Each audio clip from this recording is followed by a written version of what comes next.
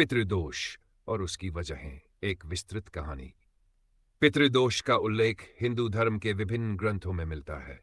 यह माना जाता है कि यह दोष तब उत्पन्न होता है जब किसी व्यक्ति द्वारा अपने पितरों पूर्वजों का अपमान किया जाता है या उनके प्रति कर्तव्यों का पालन नहीं किया जाता।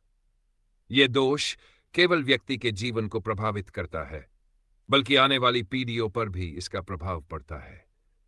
इसे विस्तार से समझाने के लिए एक प्रेरक कथा प्रस्तुत है। पितरों का श्राप और परिवार का संघर्ष। पुराने समय की बात है।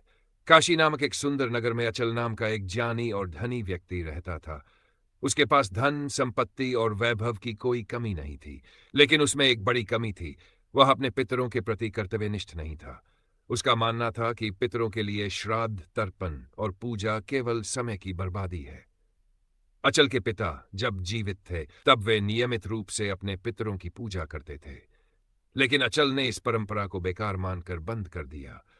उसने अपने घर के पूजा स्थल को भी त्याग दिया और पितरों की तिथि पर भोजन और दान करने की परंपरा को नजरअंदाज कर दिया। पितृदोष का आरंभ। एक दिन अचल को स्वप्न में एक अजीब दृश्य दिखा। उसने देखा कि उसके पूर्वज कष्ट में हैं। उनके शरीर धूल और कांटों से भरे हुए थे और वे पीड़ा में कराह रहे थे।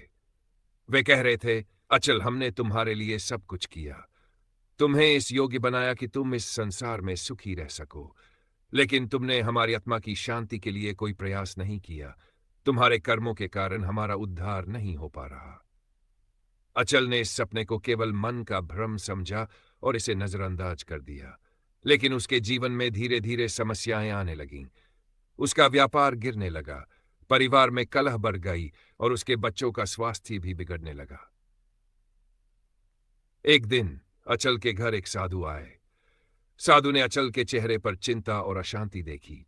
उन्होंने कहा, बेटा, तुम्हारे जीवन में जो भी कष्ट आ रहे हैं वे तुम्हारे पितरों की नाराजगी का परिणाम है। तुमने पितरों के श्राद्ध और तर्पण को नजरअंदाज किया है। यदि तुमने तुरंत इस दोष का निवारण नहीं किया तो तुम्हारी आने वाली पीढ़ियां भी इससे प्रभावित होंगी। साधु की बातों को सुनकर अचल घबरा गया और उसने अपने जीवन की गलतियों के बारे में सोचना शुरू किया। पितृदोष निवारण की प्रक्रिया। साधु ने अचल को पितृदोष निवारण के लिए निम्नलिखित उपाय सुझाए। अन्न, श्राद्ध और तर्पण। हर साल पितरों की तिथि पर श्राद्ध और तर्पण का आयोजन करें। यह क्रिया पितरों की आत्मा की शांति के लिए आवश्यक है। पिंडदान। गया तीर्थ में जाकर पिंडदान करें, यह सबसे प्रभावी उपाय माना जाता है। द्विदान और सेवा।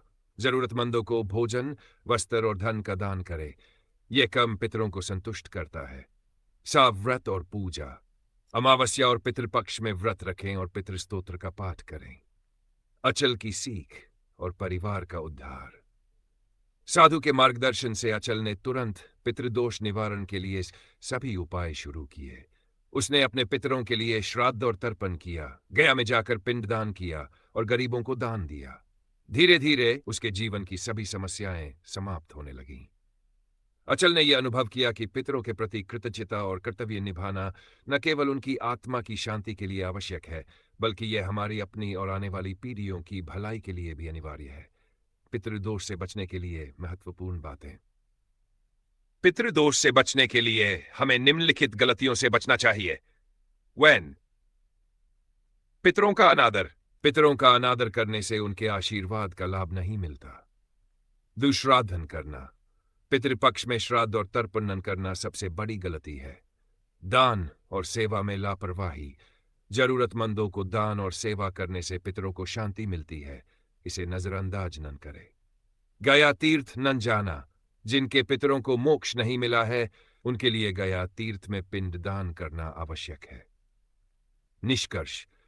पितृदोष हमारे जीवन में आने वाली कठिनाइयों का एक बड़ा कारण हो सकता है।